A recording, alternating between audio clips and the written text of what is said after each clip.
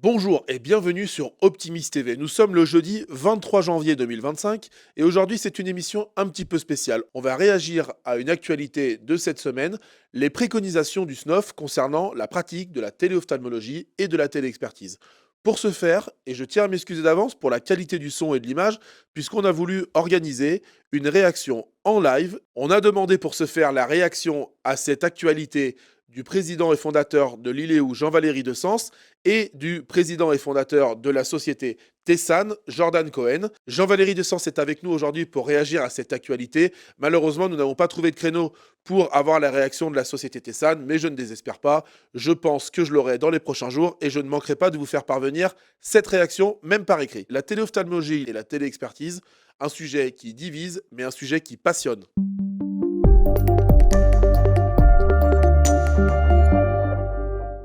Le SNOF, le syndicat des ophtalmos, a publié cette semaine des préconisations du Conseil national des ophtalmologistes concernant la pratique de la téléophtalmologie. Alors, ces préconisations ont été relayées par certains acteurs majeurs de notre secteur d'optique et préconisent principalement l'utilisation de la téléophtalmologie. Bien évidemment, mon analyse est que la pratique de la téléophtalmologie est encouragée et indirectement des pratiques autres sont visées dans ce rapport. Alors aujourd'hui, on a voulu avoir la réaction des principaux acteurs et je suis en direct avec Jean-Valéry De Sens, président, fondateur de l'ILEU. Bonjour Jean-Valéry.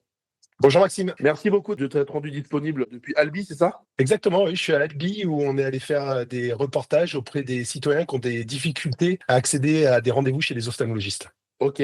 Alors, tu as vu, comme moi, le rapport et en tout cas les préconisations du SNOF concernant la pratique de la téléophtalmologie. Quelle est ton analyse de ce rapport? On voulait avoir ta réaction aujourd'hui.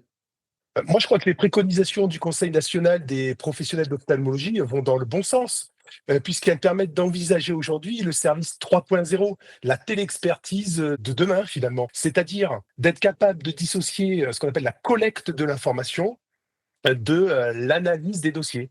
Et d'ailleurs, c'est un peu ce qu'aujourd'hui fait l'ILEU en proposant la téléexpertise augmentée, où on va aller faire l'acquisition de la tonométrie, des images rétiniennes, pour pouvoir la transmettre à des ophtalmologistes qui vont l'analyser. Et cette collecte, elle est faite par des infirmiers, par des infirmières, mais aussi, par exemple, par des opticiens dans le cadre de protocoles avancés.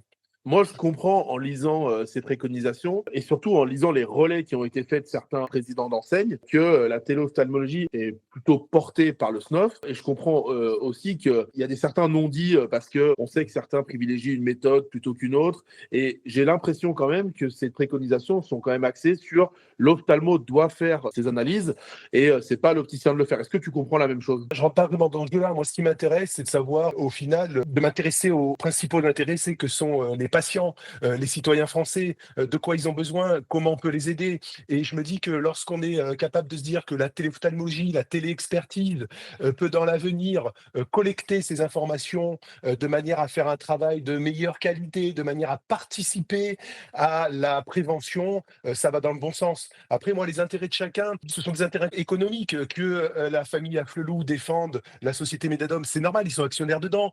Que l'ILEU défende la téléexpertise, c'est normal, c'est le produit que nous vendons.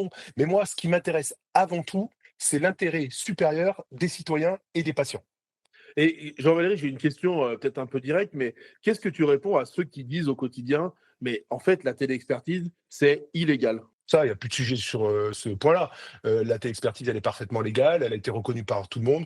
Toutes les mutuelles remboursent les ordonnances de téléexpertise tout simplement parce qu'ils sont allés vérifier la législation et que la législation l'autorise. Aujourd'hui, c'est la solution qui est plébiscitée par les opticiens. Il faut se rappeler quand même que l'IEU, c'est presque 1000 opticiens en France qui l'utilisent, qui en sont ravis. Et puis, je le rappelle quand même, qui sont les principaux concernés? Ce sont les citoyens, ce sont les patients. Et je dis à ceux qui dénigrent la téléexpertise, allez poser la question aux citoyens, allez leur demander ce qu'ils en pensent. Et à 100%, ils vous diront, mais non, c'est un service qui est vraiment premium, qui nous simplifie la vie. Et puis, on va peut-être arrêter de penser aussi que les citoyens français n'ont pas de cerveau. C'est-à-dire qu'ils sont capables, lorsqu'ils ont une pathologie, lorsqu'ils ont mal, lorsqu'ils ont une douleur, d'aller voir leur ophtalmologiste. Lorsqu'ils ont besoin de renouveler des lunettes, ils ont un service de téléexpertise. Mais comme on est des gens sérieux, on l'a parfaitement cadré afin que quand il y a le moindre doute, on réoriente ces personnes en présentiel vers des ophtalmologistes qui sont les seuls à avoir la capacité, la maîtrise de l'analyse des dossiers et des pathologies de l'œil. Donc du coup, quand il y a un doute, ton logiciel, qui a été créé par des ophtalmologistes, l'intelligence artificielle et cetera, est capable de détecter ce doute et c'est pas forcément à l'opticien ou au client patient de le faire. Comment ça marche en fait exactement? Parce qu'on sait que dans la téléophtalmologie, il y a un ophtalmologiste qui est connecté de manière synchrone. Qu'est-ce qui définit le doute en fait dans Alors, la solution Liléo? bon, c'est très simple. D'abord, ce qu'il faut savoir, c'est qu'un client, un patient qui a une douleur, qui a un œil gonflé, par définition, il n'ira pas voir son opticien. Il va aller voir l'ophtalmologiste. Donc, il y a déjà un prix naturel qui se fait. Ensuite, nous, on a un questionnaire médical et on a un certain nombre d'éléments à remplir. Il y a plus de 200, voire 250 points à compléter, qui sont analysés par un logiciel d'intelligence artificielle et qui vont classer les patients vert, orange, rouge. Et là, lorsqu'un patient est classé rouge, il n'est pas éligible à la téléexpertise, donc il n'y a pas de sujet. Une fois que cela a été fait, l'ensemble de ces données sont transférées à des ophtalmologistes qui engagent leurs responsabilités, qui sont des gens sérieux, qui sont impliqués. Et s'ils ont le moindre doute au regard du dossier, ils vont réorienter le patient. Et c'est un véritable intérêt parce qu'il y a énormément de Français qui, en réalité, ne se posent pas la question des problématiques, par exemple, de pathologie masquée, etc. Et là, on va peut-être les réorienter vers un ophtalmologiste alors qu'ils ne seraient jamais allés voir un ophtalmologiste. Et donc, on joue un rôle de prévention qui est très important. Mais, mais on souhaite faire évoluer notre service de manière à apporter encore plus d'éléments aux ophtalmologistes pour l'analyse des dossiers, ce qu'on appelle la téléexpertise augmentée, où on permet de collecter ces informations, la tonométrie, les images rétiniennes, je dis, par des infirmières ou par des opticiens dans le cadre de protocoles avancés. Évidemment, il reste une marche encore à franchir aujourd'hui, c'est d'autoriser officiellement les opticiens à collecter, en tout cas les opticiens qui le souhaitent, à collecter ces informations pour pouvoir les transmettre à des ophtalmologistes. Aujourd'hui, on ne va pas se mentir, hein, on va être tous être lucides. Un enfant de 12 ans, il est capable de faire une tonométrie et de faire des images rétiniennes. Donc l'opticien, à mon avis, il est tout à fait capable de le faire. Et je le répète, de collecter des informations sans jamais les interpréter. Interpréter les informations, c'est le rôle des ophtalmologistes. Et en faisant ce protocole, on permet de libérer du temps médical aux ophtalmologistes qui vont se concentrer sur leur métier, leur spécialité. On a fait en septembre ensemble un débat avec le PDG de Tessan, tous les trois. Là, en janvier, quelques mois plus tard, comment évolue la situation? Et j'ai l'impression que vous passez plus de temps à vous justifier sur vos solutions respectives plutôt que effectivement, de s'intéresser aux patients. Là, on en parle. Je suis 100% d'accord avec toi que c'est l'intérêt premier, c'est le patient, mais j'ai l'impression que c'est sans fin. Moi, je le dis clairement, nous, on ne s'intéresse pas à ça. Je vais être franc, on ne s'intéresse pas à ça. Toutes ces polémiques, ça ne nous intéresse pas. Nous, on trace notre route. Et la meilleure preuve, c'est aujourd'hui, je suis à Albi. Je ne suis pas là pour aller me débattre avec un concurrent. Je suis là pour aller voir les citoyens, voir leurs problématiques, comment on peut évoluer, comment on peut améliorer les services. Nous, il n'y a que ça qui nous intéresse chez Liléo, c'est l'intérêt supérieur des citoyens. Et je le redis, qu'il y ait de la concurrence, c'est formidable.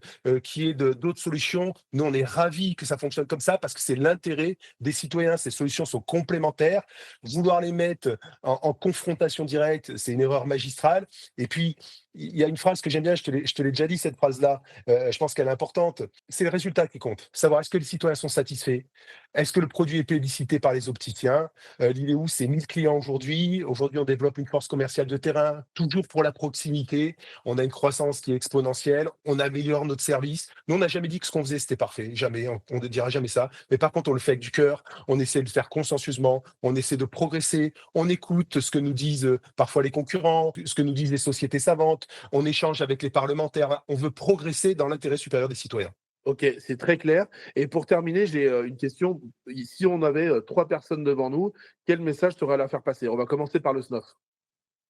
Bah, le SNOF, j'ai envie de leur dire, au lieu d'être dans la confrontation permanente, est-ce qu'on n'aurait pas intérêt à travailler ensemble, à se dire que peut-être les intérêts catégoriels, c'est pas ça qui est intéressant. Ce qui est intéressant, c'est l'intérêt des patients. Aujourd'hui, on gagne pas d'argent avec le SNOF, on gagne pas de l'argent en faisant la guerre. L'intérêt de tout le monde, c'est d'essayer d'avancer, de progresser en pensant à l'intérêt des patients. Ok. Est-ce que tu as un message à faire passer aux enseignes? Ben les enseignes, je trouve que finalement, discrètement, elles font le travail. J'entends les opticiens franchisés qui me disent: «Mais écoutez, votre solution, elle est formidable, elle nous permet d'avancer». Je pense qu'elles sont dans une véritable réflexion, les enseignes, parce qu'elles entendent, le SNOF qui parle, elles entendent, les, sociétés de téléconsultation, les sociétés de téléexpertise, le gouvernement et cetera, et elles sont dans une véritable réflexion. Mais la vérité, c'est que toutes les enseignes le savent, c'est le sens de l'histoire. La téléexpertise, la téléconsultation vont se développer. Elles vont travailler en parallèle, main dans la main avec les ophtalmologistes et l'avenir, il est déjà tracé. Très bien. Et enfin, un message pour tes concurrents qui pratiquent la téléophtalmologie. Bah, j'ai envie de leur dire, continuez à travailler, continuez à progresser, essayons d'être constructifs, essayons de nouer des passerelles. C'est toujours la même chose, c'est l'intérêt, supérieur du patient qui doit être privilégié. Ça me fait sourire parce que j'entends les gens qui disent: «Oui, Afflelou, il défend Médanum, Tessan, ils défendent la téléconsultation, et nous, Liliou, on défend la expertise». Et c'est normal les enfants, c'est le produit qu'on a développé. Le Afflelou, bah, ils sont actionnaires, chez Médanum, ils défendent le produit, dans lequel ils sont. Tessan, Jordan Cohen, il a créé une très belle entreprise qui s'appelle Tessan, il défend son produit. Et nous, chez Liliou, on a créé la télé-expertise, et aujourd'hui la télé-expertise augmentée, on défend notre produit. Mais c'est complémentaire tout ça. Vous allez voir ce que ça sera dans l'avenir. Je vous le dis, c'est le sens de l'histoire. Tout ça continuera à se développer, à exister. Tout ça va permettre de libérer du temps aux ophtalmologistes qui vont être toujours plus performants, qui vont pouvoir développer leur art. Et tout ça, ça sera dans l'intérêt supérieur des citoyens français. C'est très clair. Merci beaucoup d'avoir répondu à cette petite interview rapide et inopinée. Écoute, c'était un grand plaisir. Merci Maxime. Merci beaucoup. Merci Jean-Valéry d'avoir réagi à cette actualité. Sur ce, je vous dis à la semaine prochaine et je vous souhaite évidemment un très bon week-end. Cette émission vous est proposée par Optimiste 360, une solution unique pour opticiens et professionnels de l'optique. Avec 5 branches, améliorez votre communication, créez des événements uniques, formez-vous, obtenez des conseils et tenez-vous informés grâce à notre chaîne YouTube chaque semaine. Pour découvrir l'ensemble de nos services, rendez-vous sur opti-mist.fr. Avec Optimist 360, j'améliore ma visibilité, je forme mes équipes et je transforme mon magasin grâce à des services 100% sur mesure.